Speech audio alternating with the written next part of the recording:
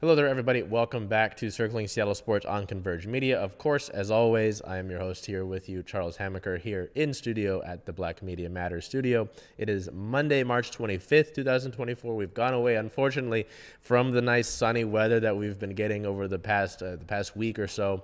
I know everybody was excited to go and see, the cherry blossoms out at UW, and there was all that, like there is every year. I don't believe we're officially in spring yet. So it's interesting to already get this sort of mix of the nice weather and the bad weather, sometimes both of those aspects in the same day. But, no matter what, our sports teams do continue. And we start, of course, as we always do, with our Seattle Seahawks. So we go over here with our Seahawks, and we're going into the second week of free agency here.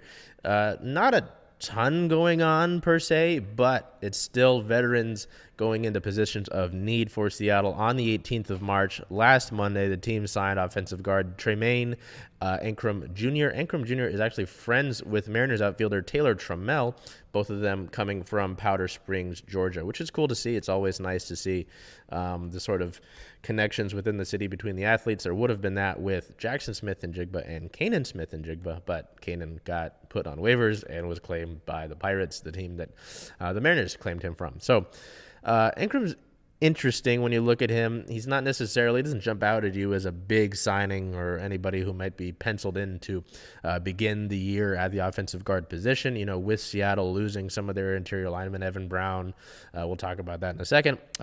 Damian Lewis leaving last week to join the Panthers. Seattle's going to need to shore up that interior offensive line, and they probably would have done that anyway had those contracts not gone up, considering the lack of solid play from the interior offensive line. You look at Ankrum Jr. here. He was selected by the Rams as a 7th rounder back in 2020. He was part of the Super Bowl team that they had in 2021. There were some injuries. He was placed on injured reserve before that Super Bowl.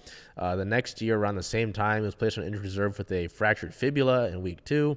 So it doesn't really seem like he's gotten a ton of traction. Came out of Clemson, he's a winner. He won the Super Bowl in 21 with the Rams, 2 CFP national championships with Clemson in 2016, I'm getting ahead of myself, 2016 and 2018. His father, he does have an athletic background. His father played basketball for USC from 1992 to 1996. So there's that athletic background, kind of what the old sort of regime with Pete Carroll liked with the athletic offensive lineman.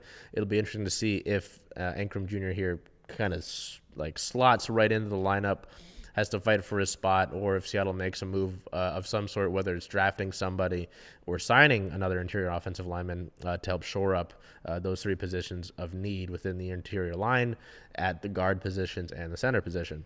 On the same day, there was a report that the Seahawks had shown preliminary interest in pass rusher Randy Gregory. He does have a history with Seattle Seahawks defensive coordinator Aiden Durd, who came over this past offseason from the Dallas Cowboys.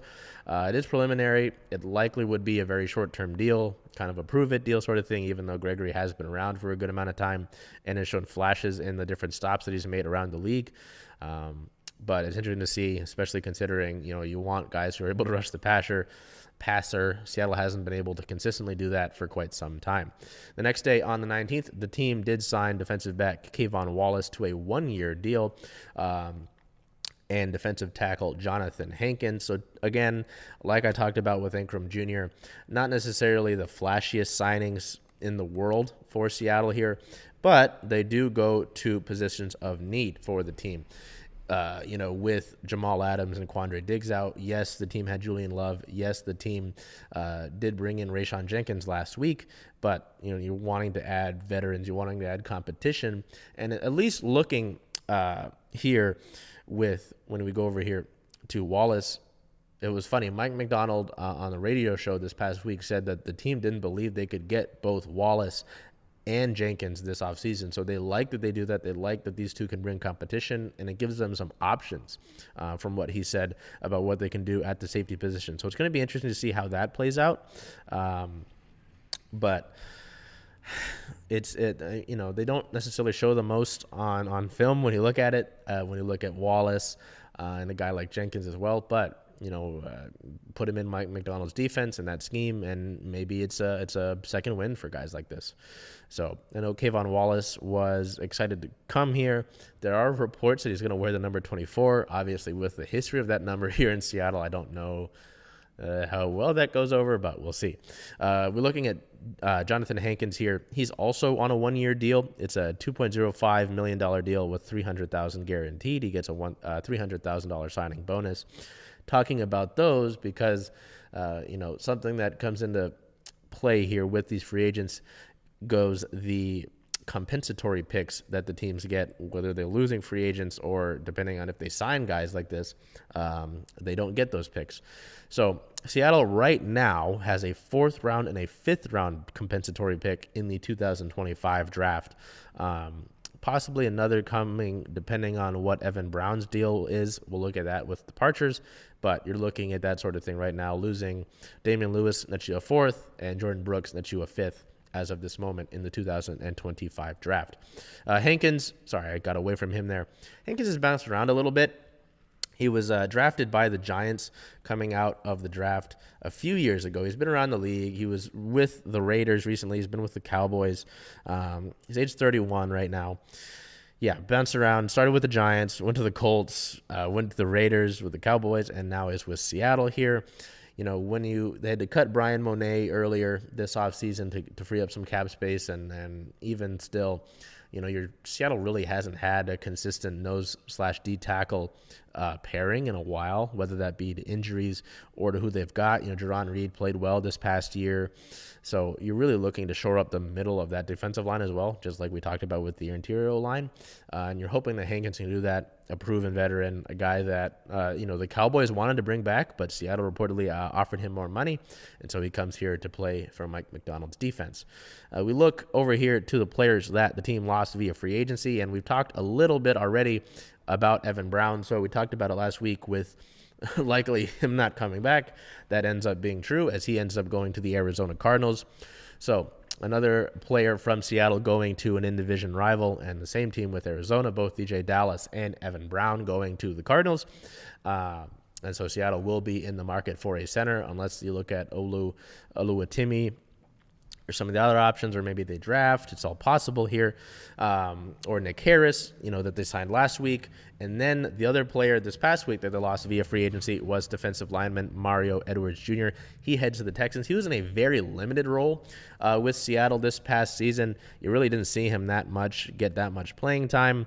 Instead, he decides to leave Seattle and go to a Houston team that really could be a solid contender here in this upcoming year and then the years going forward, just considering the sort of juice that this team has brought with that coaching staff, with CJ Stroud, having Will Anderson drafted in the same few picks as well. So interesting to see that, but I don't know if they're the biggest losses for Seattle to deal with quite yet. So that will close us out with Seahawks-related news. Not a ton going on. There's the few signings there. And again, veterans at positions of need. That's what's important to look at. It is somewhat notable, though, to look at the Seahawks team and know that they have, I believe it's only 3 players that are not on rookie contracts that have deals that go to 2025 or past it. It very much could mean a few things, that Seattle is wanting to keep things light in case they want to make a major turnaround within the next few years. Maybe the new regime wants to keep it that way so that they can see and evaluate, or it's just how things worked out. So there's that. We go over here to the Mariners, and we're getting very, very close to opening day. By the time that you see this, it is 3 days out from opening day. J.P. Crawford days out from opening day. So we will get right to things here. We won't mess around too much as spring training wraps up.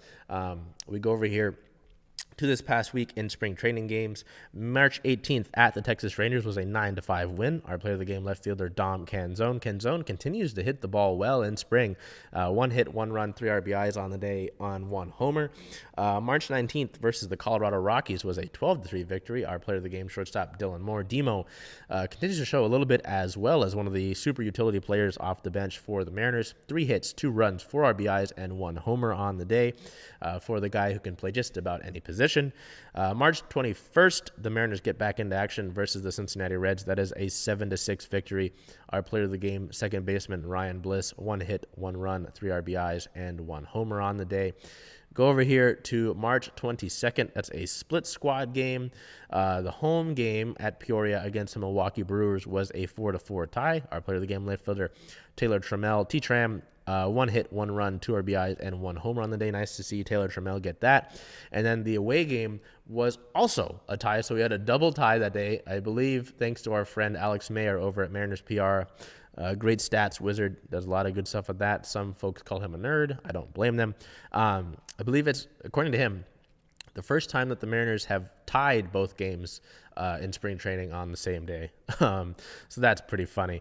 Our player of the game from that Diamondbacks tie is second baseman Brock Rodden. Rodden, 2 hits, 2 runs, 1 RBI, and 1 homer on the day. March 23rd featured this game at the Chicago White Sox, but it also featured the spring breakout game.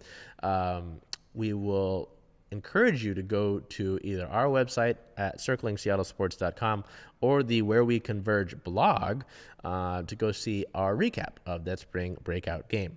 Trying to push you to our blogs a little bit there. March 23rd at the White Sox, though, in the game that the big leaguers played, was an 8-2 victory. Our player of the game, left fielder Dom Canzone, once again. Canzone, 2 hits, 1 run, 2 RBIs, and another homer on the week. In the first game of the weekend against a Chicago-based team. The other one, March 24th, yesterday, versus the Chicago Cubs. Another tie. I believe, if I'm correct, that's 4 ties on the spring for the Mariners. A 9-9 tie. We had 2 players of the game in this one just because nice to see their impacts and moving the offense along. First, outfielder Mitch Hamaker. Hamaker, 2 hits, 3 runs, 1 RBI, and 1 walk. Mitch ends the spring like he began it with a homer. Nice to see that. And looking forward to a lot of Mitch homers, whether it's Mitch Hamaker or Mitch Garver at T-Mobile Park and during the regular season as a whole. The other player of the game that we had for this tie against the Chicago Cubs was Luke Raley. Raley playing first base in this game. We've had a little bit of that lately because of the fact that Ty France and his wife Maggie are expecting. So Ty might be on some paternal leave to begin the season. Best of luck to them on that. He missed a game a few days ago because of this. And I believe that the Mariners are letting him be a little bit cautious with it, and I don't blame him. So Rayleigh's had a tough spring. It's nice to see him come in here and be productive in this game. 2 hits and 3 RBIs on the day for the former Tampa Bay Ray.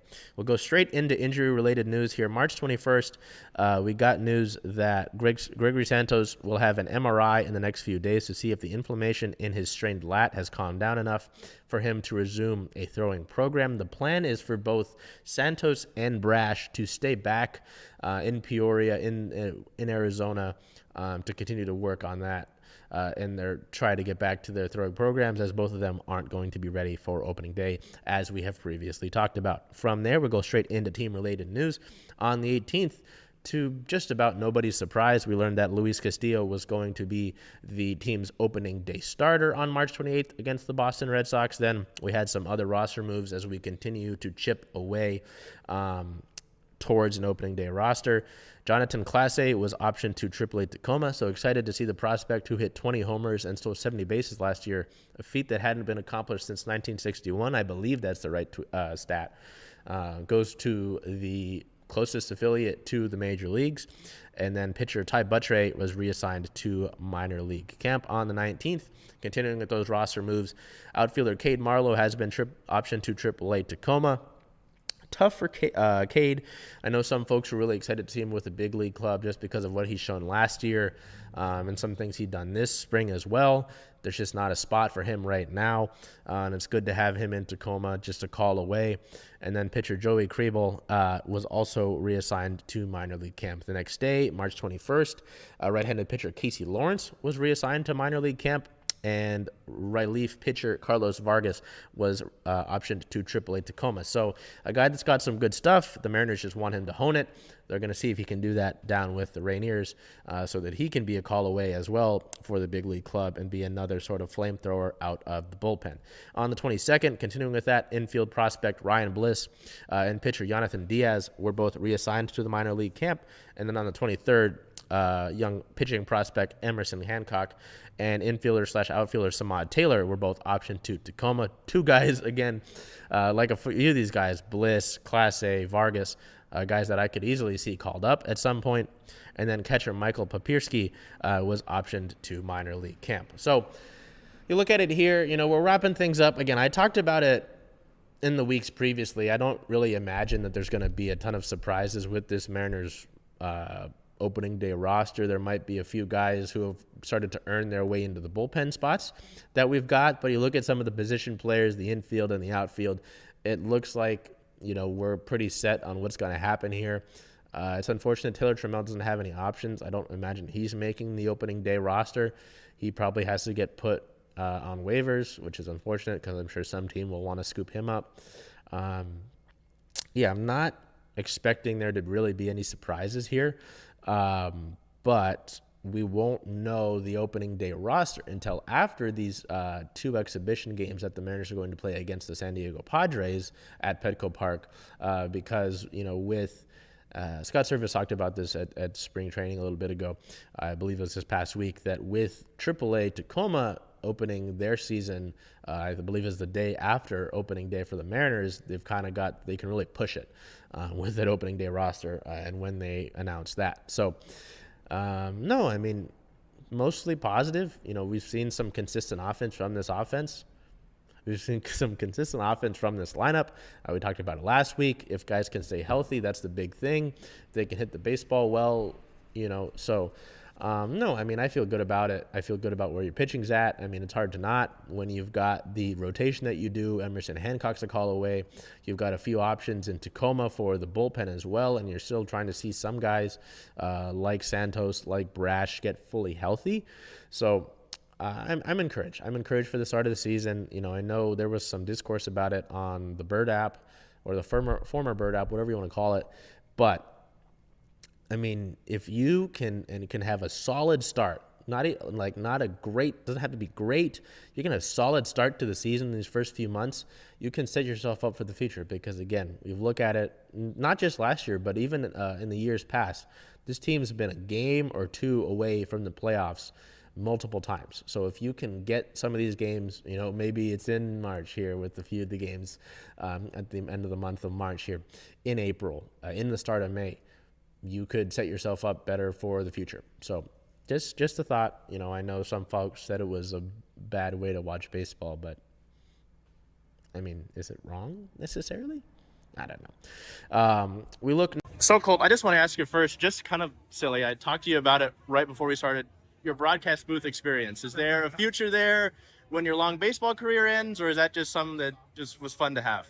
No, that was a fun thing. I haven't really thought about it. Hopefully I don't have to do broadcast. Hopefully I can make a career out of baseball. So, yeah, I mean, hopefully never again, but I wouldn't mind going back up there. That was a good time. I want to ask you a little bit about some of your draft mates, and Ty and Johnny. Obviously, folks are really excited about you three. Yeah. You've got your own, I know you worry about your own stuff, but how much have you interacted with those guys, and is there any sort of bond that you guys share, being in the same draft class, obviously with Modesto and stuff like that? I mean, we got drafted in the first round together. We lived together for 4 months. We were as close as brother and brother, So, yeah, it's been great. Who were you able to learn from this spring? Because obviously I believe it's your first spring with the guys like this. Who were you able to pick from, just some of those minds at the big league level that this team's got? Man, everybody was just so great. I wasn't sure how the connection was going to be between the minor league and big leaguers, but there was there's a connection there, and they were super nice. They were super forward, giving us advice. Like, it's been amazing. I can't even name just one or two people. Like, there was a bunch of people that played a role. The big league staff, minor league staff, big league players, minor league players. It's just all mixed in together. It's great. We obviously had the spring breakout yesterday. What can you, I mean, obviously, again, you're worrying about your own self. We talked about Ty and Johnny, but what can you say about the prospects that this team, because there's a lot of talent up and down the board. Yeah. You know, that's going to be spread throughout the system. What can you say about the guys that you were sharing camp with the last few weeks and months? Those guys are amazing. The Mariners fans should be nothing but excited for the future. I mean, seriously, like, the future is so bright for us, and it's just amazing to see, and I'm so thankful to be part of it. And then just to wrap up, is there anything that, you know, obviously we had you here last year, did the big introduction. Is there anything that you want Mariners fans to know about you as you know, get ready for this year's minor league season? Yeah. I am extremely excited to play in front of the Mariner fan group. You guys are just amazing, and I'm just so excited to play in front of you guys. Last row, I just wanted to ask you, you had a really exciting year last year in Modesto. There was a lot of fun, especially with that guy and Johnny Farmello. Just wanted to ask you to kind of how you felt about last season and what you accomplished last year.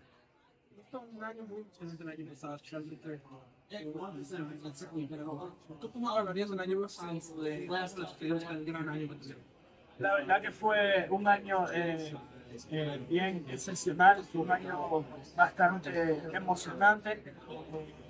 El verlo a ellos llegar y jugar de esa manera fue algo maravilloso, inexplicable. You know, it was an exceptional year. You know, we did great things. And seeing those guys come in and just being able to perform the way that they did was just, you know, it surprised me. It was exceptional. Ask Colt about this, and you've talked about Jordan and looking up to him and how he hits, but, you know, being in big league camp with the Mariners, is there anybody that you try to pick up from this year or talk to at spring training and try to get tips from them, or is it just kind of soaking everything in? Has hablado de Jordan, que lo has visto ahora que estás no interactuando con los jugadores de la Liga de los Marineros. ¿Hay alguien que te ha gustado, que has tratado de conseguir algunos consejos? ¿O nomás estás ahí tratando de consumir todo? Definitivamente uno siempre trata de conseguir todo porque cada uno tiene cosas que enseñarte, de cada alguna persona tiene cosas que aprender. Pero la verdad me ha sorprendido mucho Julio, la verdad su energía y todas las cosas es algo muy emocionante y muy agradable de ver. You know, when I'm in there, I'm really just trying to soak it all in because every one of these players has something that they can teach you, and I have something to learn from every one of them. But another guy that I've seen was Julio, you know, the vibes and the energy that he's bringing is something that I really look up to. I know a lot of people are looking forward to the vibes you bring. There was a few videos of you dancing last year during the season. How excited are you just to get back to baseball, to get back to games that matter, and continue to move up through the Mariners minor league system? Han hablado también de tus buenas vibras, hay estos videos de contigo bailar en la temporada pasada, pero ¿qué tan emocionado estás ahora comenzar este próximo año y conseguir, sabes, ya seguir subiendo en ese sistema? ¿Qué tan emocionado te buscas tú? La verdad que estoy bien emocionado, como le digo, me siento mucho más preparado por todos los consejos que he obtenido y toda la preparación que tuve en el off-season. La verdad que fue algo sumamente maravilloso, estoy bien emocionante, bien preparado, con la misma energía, incluso más. Yeah, you know, I'm very excited for this season to come. I've worked on a lot of stuff during the off season. I've gotten tips from major leaguers. I've worked on my stuff. So I'm very excited to put all that stuff in the field. If not the same energy I brought last year, but more energy than It's exciting. And then just to wrap you up, see Colt over there. I mean, you've been with a couple of guys like Johnny, Ty, Pete. How exciting is to have so many young and talented prospects in the system? We had the spring breakout game yesterday. There's a lot to look forward to, and you guys are the future of this franchise. So how exciting is it, I guess, to just have so many talented guys around you? Johnny Farmello, ves el sistema de los marineros, tienen un gran talento. ¿Qué tan emocionado estás tú sabiendo que viene este grupo de los que vienen los? La verdad es que estoy sumamente emocionado de verdad todos esos muchachos. Soy muchacho también, pero es emocionante verlos a ellos que son jóvenes con gran talento y que le gusta ganar, competir, es algo maravilloso de ver. You know, it's a very exciting group seeing these young guys. You know, I'm a young guy myself, but seeing the talent that this team has, it really gets me motivated. You know, what the talent's coming up. You know, just motivated and, you know, ready for what's coming next. Now here to the upcoming schedule. As I mentioned, by the time that this comes out, we are 3 days away from opening day. The Mariners spring training record sits at a 13-win, 13-loss, 4-tie record.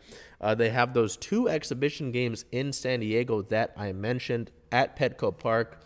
They're exhibition games. They aren't technically spring training, I don't think, but just considering the nature of them, they might as well have been spring training. March 25th at the San Diego Padres tomorrow. No, that's today. I apologize. Is a 6:40 start. From what I understand, these games should be broadcast on Root Sports, from what I could find. So don't shoot the messenger, but that's what I was looking for.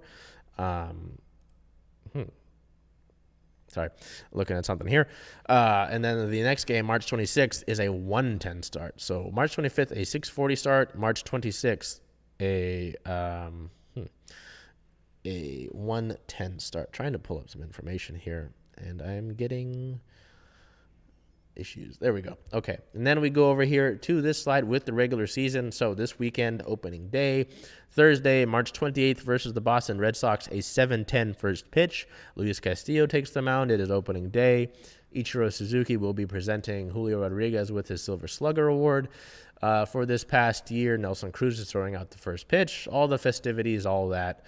It'll be great. March 29th, Friday versus the Red Sox, and March 30th versus the Red Sox are both 6:40 p.m. first pitches. And then to close out that 4-game series against the Red Sox, that opening series, and continue pushing with the homestand, as after this 4-game series against the Red Sox, they'll play a 3-game series to end the homestand against the Cleveland Guardians. March 31st, Sunday, is a 1:10 start against those Boston Red Sox.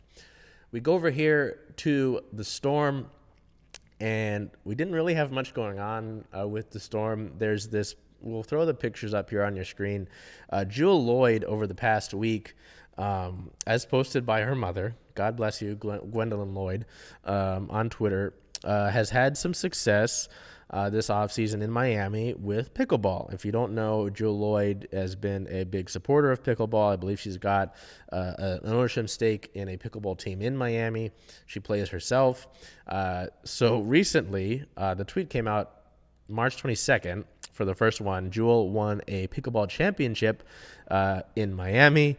It's funny. You can see here this photo. They got the little winners podium, and then yesterday on the 24th, she was the winner with another partner here. You need for doubles, winner of the doubles pickleball tournament in Miami. So some hardware for Jewel that we'll certainly have to talk to her about when we get media availability with Jewel. Very, very fun there to see that. We got to some team-related news here. This morning, the 25th, the Storm announced that they have signed free agent guard Victoria Vivians. Didn't get details on the deal because per team policy, those deals aren't released. Vivians is a former number 8 overall pick back in the 2018 draft by the Indiana Fever, playing 5 seasons with them, including her rookie campaign under the direction of current Storm assistant coach Pokey Chapman. Over the course of those 5 seasons in Indiana, she averaged 7.5 points, 3.2 rebounds, and 1.5 assists per game across 144 total contests, starting in 78 of them, shooting 36% from the field and 31% from three-point range. Vivians posted career-best numbers during the 2022 season, where she averaged 9.8 points, 3.6 rebounds, and 2.4 assists per game while making 30 starts across 35 appearances. Last year, she eclipsed the 1,000 career point mark with a 17-point outing against the LA Sparks on July 25th. She is playing overseas right now with Maccabi Banat Ashdod in Israel's top league, averaging 18 points, 10.8 rebounds, 2.6 assists, and 1.6 steals per game across 9 games since joining the team back in January. So another guard for the Storm to look at here. Again, with some of the rookies that you've got returning, and some of the players that you signed earlier this offseason, the training camp contract, some of the veterans that you do have already returning from last year's team, there should be some good competition. It's going to be a competitive roster this year. They were competitive in just about every game last year, the Storm were, but with the additions, obviously, of Nneka Ogwumike, Skylar Diggins-Smith, Jewel Lloyd back for 2 years, Izzy Magbegor's locked in, Mercedes Russell's locked in, Sammy Whitcomb's back. It should be a playoff-bound team at the very minimum. So we will finish up that Storm segment right there and go straight into our Sounders. And, man, it's not getting easier. It's not getting easier for these guys. A multitude of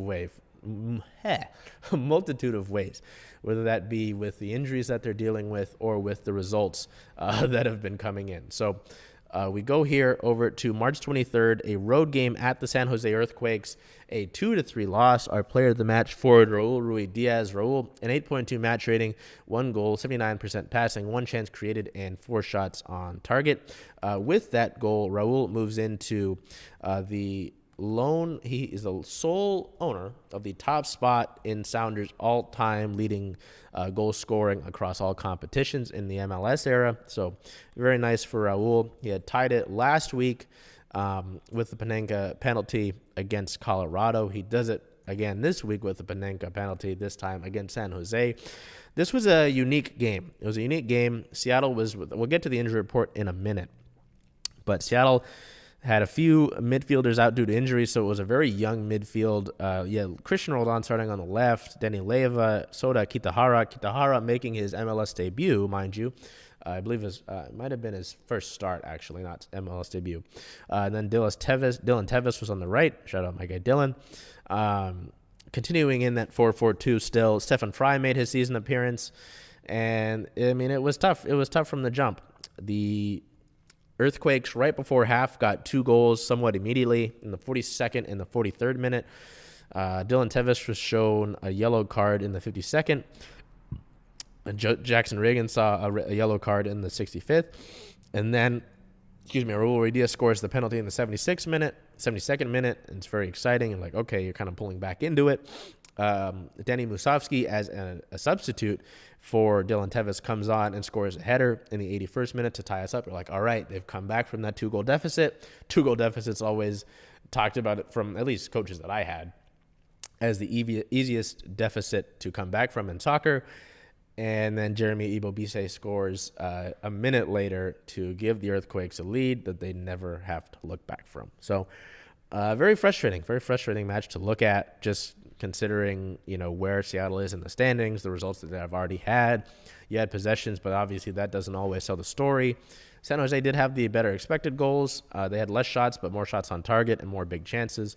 So, the offense a little bit going here with the Sounders, but not nearly as much as they wanted. And the defense, for the first time, it feels like this year, really let them down. We go straight into the injury report here for this match. And as I mentioned, you're missing a few midfielders already on top of a number of important guys that have been out since the season began. Midfielder Josh Atencio, with that red card that he earned last week, was out for this week. He'll be back to go next week. Defender Reed Baker-Whiting is still dealing with a hamstring injury. Same with midfielder Pedro de la Vega. João Paulo in the midfield still dealing with that hip injury. Doesn't appear to be really that close to returning. Forward Bradilio Rodriguez is also dealing with a hamstring injury. And midfielder Obed Vargas appeared to pick up he's listed in the injury report as picking up a head injury in training, so that's never a good thing to hear. And then we do have a few questionable players. Forward Leo Chu was supposed to be good to go for this match before we got this injury report a day before the match, and he was questionable with a knee injury. And then midfielder Albert Rusnak was questionable with an ankle injury. He did sub into this match in the second half, though. So, you start to, at least because I generally have tried to be optimistic about it. We've seen the injury report week in and week out with the Sounders team, and I say, hey, they're dealing with a lot. You're missing arguably some of your best players in João Paulo. Pedro de la Vega has shown great flashes when he's healthy. Now he's out. You finally get Stefan Fry back. Certainly not the match I'm sure he wanted or the team wanted. I don't blame all of those goals on him. Albert Rusnak dealing with some injuries throughout the season as well. He hasn't been fully healthy throughout these weeks, and multiple of these players, a number of these players, contribute on a starting basis with Atencio.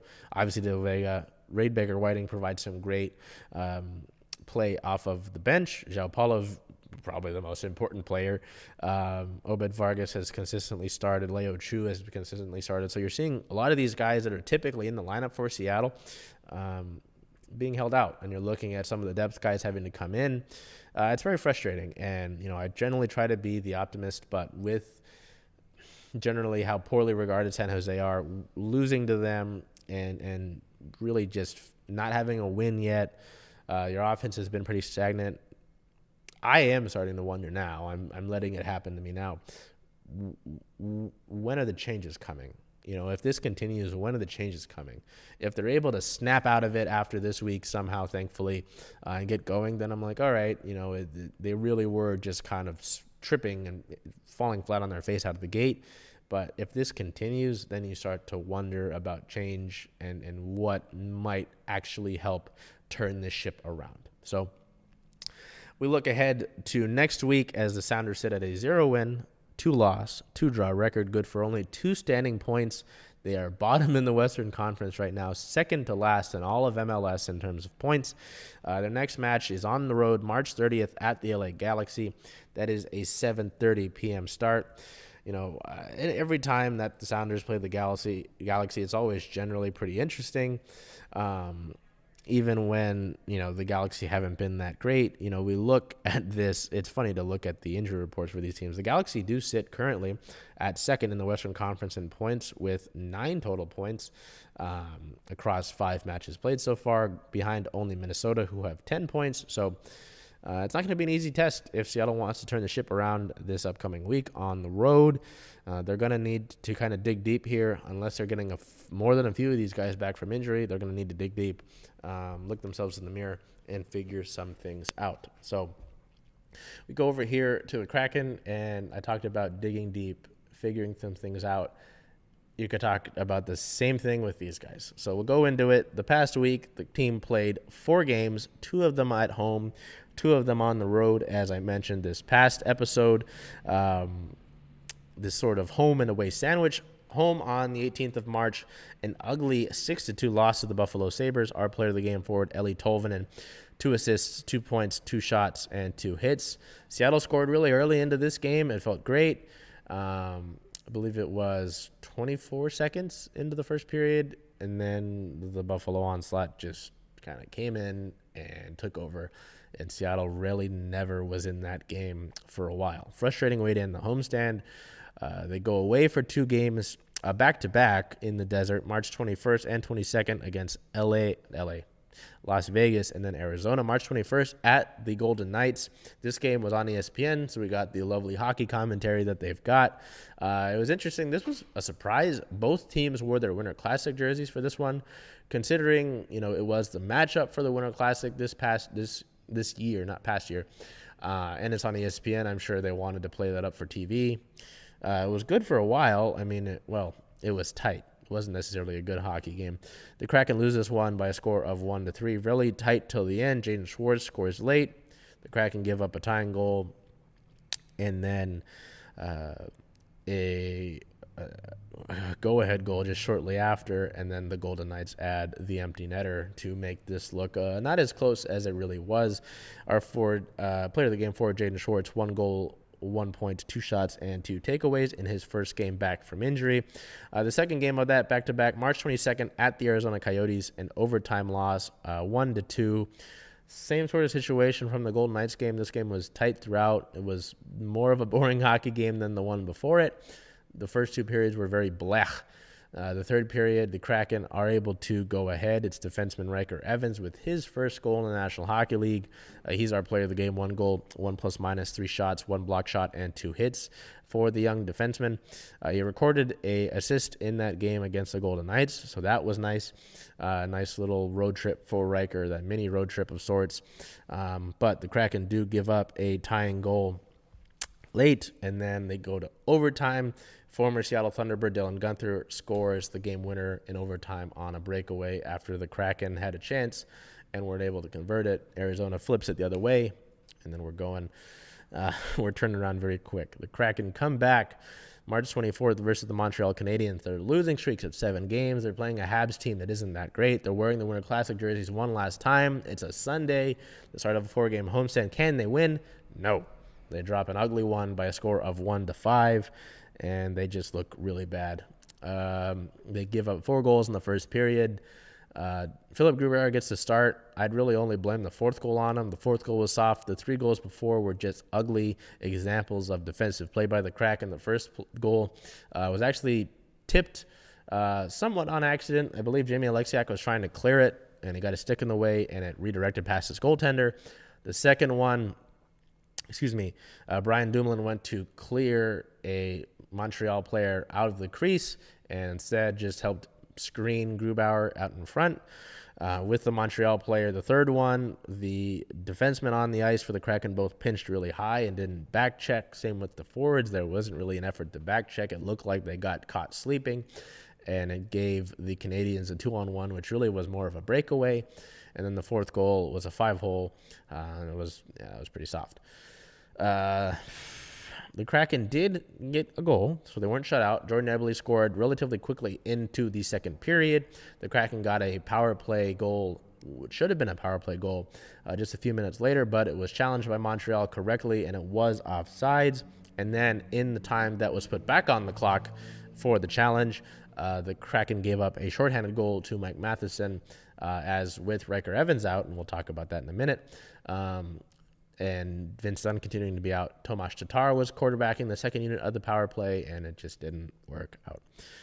So to preface that, we'll go straight into injury news. That game against Montreal, the first period, Riker Evans took a hit in that first period. He left the game and was questionable to return with a lower body injury. He never did return, and he wasn't at practice this morning, which is not great. The team hasn't made a corresponding move to bring up another defenseman, considering that they be at 5 defensemen right now. So that's not great. So we haven't gotten any news on that. We also haven't gotten really any news on Vince Dunn. We haven't been told anything. He's been no update and just same day-to-day status. But recently, the last 2 days, he's been skating in a red non-contact jersey. That's important because in the skates, since he's been injured, he's been skating in a normal practice jersey. With the teams, he's been mixing in lines. He just hasn't been fully participating in rushes. And now he's to the red non-contact injury. A lot of folks have been saying to shut him down for the year. If they were going to do that, I figure they already would have done it, and he wouldn't be wasting his time right now. So I guess with how that last game went, we should directly talk about the team-related news that happened right after that loss to Montreal. Just a few hours after that loss on Sunday, the team made a move to recall forwards Ryan Winterton and Logan Morrison from HL affiliate Coachella Valley Firebirds. Winterton, this is going to be his second stint with the Kraken. If Morrison plays on this trip that he's up, it would be his NHL debut. Winterton already debuted this past earlier in the year. I'll take you out of the studio for a minute here to show you our first guest, really, that we've ever had on Circling Seattle Sports on Converge Media to talk a little bit more about the Ryan Winterton and Logan Morrison moves, as well as what he saw from Kraken practice this morning as we were recording the show, introducing my friend from Emerald City Hockey, RJ Escanos. So, I believe it's Escanos, actually, so I apologize, RJ. We'll throw it to him. Make sure that you're following on every platform at Emerald City Hockey to get really great Kraken coverage. RJ's been a friend of mine since the inaugural season. We're so really excited to have him on and talk a little bit about this news for the team. Hi, everyone. It's RJ from Emerald City Hockey, and I just got back from Kraken practice, and I'm going to give you a little bit of a rundown of where the Kraken are at right now, coming off the heels of a long losing streak and a couple intriguing call-ups. So, of course, the Kraken have lost 8 games in a row now, including 7 in a row at home. They were just embarrassed on home ice in their last game against the Montreal Canadiens, and after the game, Coach Hackstall threw down the gauntlet to his players. He did not hold back. He said the team's play has been beyond disappointing and that the group has a choice to make now about whether they're going to play the right way and play for each other or not. So shortly after that, maybe an hour after the game, the team announced they'd called up Ryan Winterton and Logan Morrison from their AHL affiliate in Coachella Valley. So that appeared to be another message to the group that if you don't play well enough, you may get scratched in favor of a younger player. Now, I liked that message at the time. I thought that was the perfect message to send to the team. They kind of needed it. But after a fairly hardworking practice today, there were a lot of in-tight, condensed drills. The guys seemed really engaged. Coach Hackstall actually struck a bit of a different tone. I think the most interesting takeaway from practice was that he said the call-ups weren't so much about sending a message to the team and to the existing players there as they were about the players being called up, Winterton and Morrison, having earned those spots. Now, he actually said the decision was made before last night's results. So apparently this was something that was in the works already. And that's kind of consistent with what the players themselves mentioned after practice as well. So it's kind of left me wondering. I thought this was a great message to send the team, might provide some urgency there. I think bringing up the younger players will help. But now I'm wondering, was there any message really sent at all? Hackstall mentioned that he did not talk to the team after the game last night. And so I wonder, how much pressure is this actually going to put on the guys, or is this just a result of maybe trying to get in a few guys in the bottom 6? So I guess we'll find out tomorrow against the Ducks when we see where Winterton and Morrison kind of slot in. Now, on the lighter side, we did get to talk to Winterton and Morrison, and apparently those two are inseparable. They were roommates in Coachella Valley, and Logan Morrison actually said that it's even more special to get called up with his good buddy, Ryan Winterton. He said, "I don't know if I've ever spent as much time with someone as I have with him this year. And I'm not sick of him yet." So I guess that says a lot about him. We did talk to Winterton afterward, and Winterton says he's not sick of Morrison either. And he hinted the two may play together tomorrow. So look out to see if that chemistry continues at the NHL level. Winterton was saying, he hopes he can find Morrison, and maybe Morrison will find him as well. So that'll be interesting to see if they end up playing on the same line. The Kraken play their first of 2 straight games against the Ducks tomorrow. So we'll see if they can find that desperation that they really need to turn this thing around. It's a really important time of the season, and I think we're going to learn a lot about this team over the next couple games. So you look at it here. I mean, we talked about it last week. They're not making the playoffs. That's done. That's gone. That's dead. Squash it. It's over. But you look at it here and you want to at least finish strong, right? Because there are a few aspects to look at, whether it's, you want to build momentum going into next year so you can feel better about next year. You can start the year off. You don't have this cloud hanging over you in some way, shape, or form. Or if you look at it on the business aspect of things, with these season ticket packages that the Kraken have, there's the 3 years, the 5 years, that's 4, 5 years, and then the 7 years. And a lot of the 3-year packages are up for those who signed up ahead of the inaugural season. A lot of those folks don't want to come back because they're unhappy with the product on the ice, whether that's this year or the 2 years of the 3 that they've existed. There's that. There's the ticket prices as a whole. And then there's the talk that, when the NBA's media rights deal ends in 2025, the Sonics are going to return, or whatever they name it. I imagine it'll be the Sonics again. Seattle NBA franchise, right? So, when that franchise would return, it arguably, and I don't even know if it's an argument, at least from who I've talked to, it would take attention away from the Kraken, and they'd kind of be, a forgotten child. Sorry if you were a forgotten child. There's that business aspect of things that you need to look at when you come to these decisions. So, you look at this team, a consistent over the first 2 years of this Kraken franchise has been that they play hard. They play hard. Doesn't mean that they play good all the time, but there's that effort. You had some solace in knowing that they were trying, that they were fighting, that they were leaving it on the ice. this current losing streak does not look like that. Maybe early in it, but right now it doesn't. It looks like a group of guys that are just playing hockey, that are collecting a check, and that are waiting to get to their golf course reservations when this season ends in April. And that's just unacceptable, whether it's those who are paying to come here, guys who could be earning that spot, in Coachella Valley. And, you see that move with Winterton and Morrison last night. That's why they're here, to send a message, unless they're guys that are injured. I know, if I read this correctly, that Matty Beniers was not at practice. Let's see. Matty Beniers, Riker Evans, not at practice. Yeah, so Matty could be injured. From what I understand, the moves with Morrison and Winterton were in an emergency capacity. So one could be to fill that out. The other could be a message. We'll see. It's just, you need to finish the year out strong.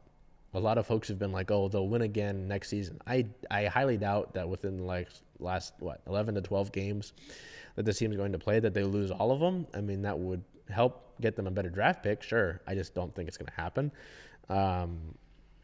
considering some of the teams that they play. But, I say that, and they lost to the Habs. They've lost to the Sharks this year, so on and so forth. You got to show some pride, man. You got to at least look like you're trying. You got to, make it worth it for these people who are coming to watch you, who buy the merchandise, all that stuff. You got to show some balls. This is just ridiculous, with how it's looked. It's been unwatchable hockey for a lot of it. So we will move forward here, look over to this upcoming week in Kraken hockey. The team continues a 4-game homestand. The rest of those 3 games of the homestand being played out this week, as the Kraken have a 28-win, 29-loss, 13 overtime loss record, good for 6th in the Pacific Division, sitting at 69 standing points. I'd say nice, but it's just depressing at this point. The Kraken will play the team just below them in the Pacific Division, the Anaheim Ducks, back-to-back, not necessarily back-to-back, 2 consecutive games, March 26th and March 28th. That 26th game against the Ducks, 7 o'clock start. The first 10,000 fans into Climate Pledge Arena will be getting a Jared McCann bobblehead. It's the last of the bobbleheads for the Kraken this year. March 28th versus the Ducks, same night as Mariners opening night, which is unfortunate. I'd love to be at both, but here we are. March 28th is Pride Night for the Kraken. It's the second to last theme night that they'll be celebrating behind Green Night, which is in April 9th, yes. And then March 30th to close out the homestand on Saturday is a 7 o'clock start against the Dallas Stars. So that wraps things up for the Kraken. We get to our last segment of the show here with the Reign. And usually during these tough weeks, the Reign generally are the encouraging segment of the show, just because they tend to be more consistent than the other teams. Not this week. A whole lot of losing this week. It's unfortunate. I don't like losing. It's not fun. I don't know if you've ever done it. It's not fun. This past week, first road game of the season for the Reign. It starts a 3-game road trip as they start here in Chicago, and then we'll play 2 games in California, so coming back to the West Coast. March 23rd at the Chicago Red Stars was a 1-2 loss. It was an afternoon game, 1 o'clock start, Pacific time, 3 o'clock start, Chicago time.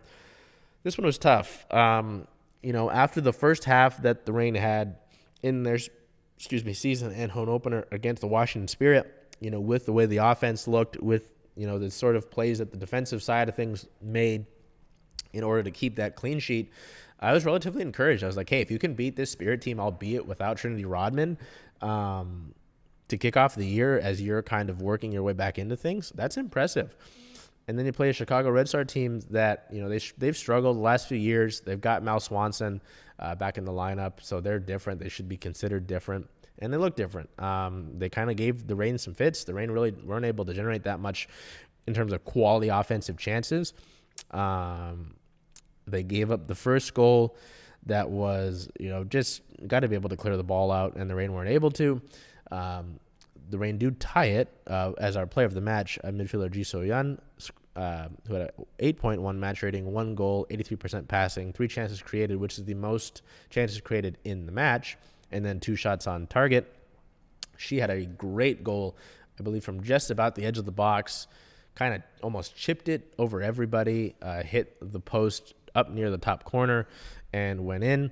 But shortly into the second half, the Reign gave up that, Ji So-yun's goal came into the second half. Shortly after, I believe it was 5 minutes after, the Red Stars tied it up on a ball. Max Rawl got behind the Reign back line, and it was just grade A opportunity. The Reign weren't able to equalize, and we end up with the first dropped points of the year for the club. We go straight to the injury report. No questionable players in this one, just 3 players out. The same 2 from last week. Alana Cook dealing with a leg injury still.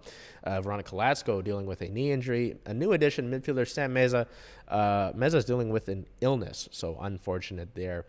Hopefully we can get at least a few of those players back before the match next week in San Diego. So we go straight into team-related news here. March 19th, the team continues to make contract-related moves.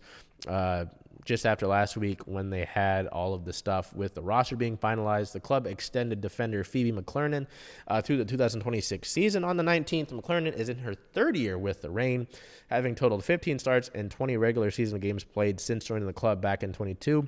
The versatile defender has made 20 consecutive starts for Seattle across all competitions, helping the team earn 6 clean sheets in those 10 appearances. Despite missing the first 12 regular season games last year due to a back injury, she finished the year 5th on the team in total clearances at 34, tackles 1 at 20, and interceptions at 19.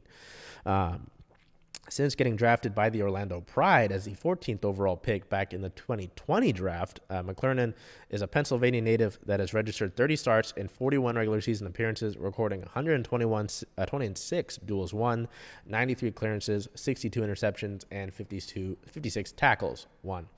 McClernand has provided some great versatility all across the line, the back line for the Reign. She was a little bit scary when she first came in here because she had some reckless tackles, but the Reign have kind of really, I'd say reined that in, but that'd be really on the nose. It really kind of brought that down, and she's been really solid for the club on that back line. So not surprised at all to see that extension.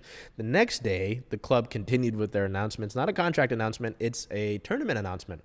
The Reign will participate, as announced on the 20th, in the NWSL X Liga MX X Femenil Summer Cup. So the NWSL and Liga MX Femenil today announced a historic new partnership connecting 2 of the world's top women's soccer leagues. As part of the groundbreaking collaboration, the 2 leagues will compete in the first ever NWSL X Liga MX Femenil Summer Cup. That tournament will feature all 14 NWSL clubs and the 6 teams with the most points achieved in the Liga MX Femenil, Clausura, and Apertura during 2023, and including teams like Tigres, Club America, Chivas de Guadalajara, Reas de Monterrey, Pachuca, and Tijuana. Kicking off on July 19th, this 33-match tournament will consist of 30 group stage contests, followed by a 4-team semifinal round slated for the week of about August 4th. That championship match for that will take place the weekend of October 25th through 27th. So this Summer Cup will feature 5 groups, including 4 groups of 3 NWSL clubs and 1 Liga MX Femenil club, and 1 group with 2 clubs from each of the leagues.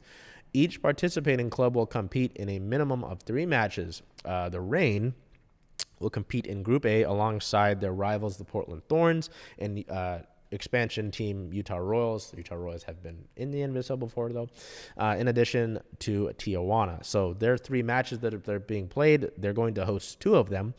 Friday, July 19th, a 6 o'clock start versus the Utah Royals at Lumen Field. Sunday, July 28th, a 3 o'clock start against Tijuana at Lumen Field, and then the one away match they're playing Wednesday, July 31st, a 7 o'clock start versus the Portland Thorns at Providence Park. We go here immediately to wrap things up. The Reign sit at a 1 loss, no draws record. They're 5th in the NWSL table with 3 standing points. Looking ahead, their next match is March 29th at the San Diego Wave.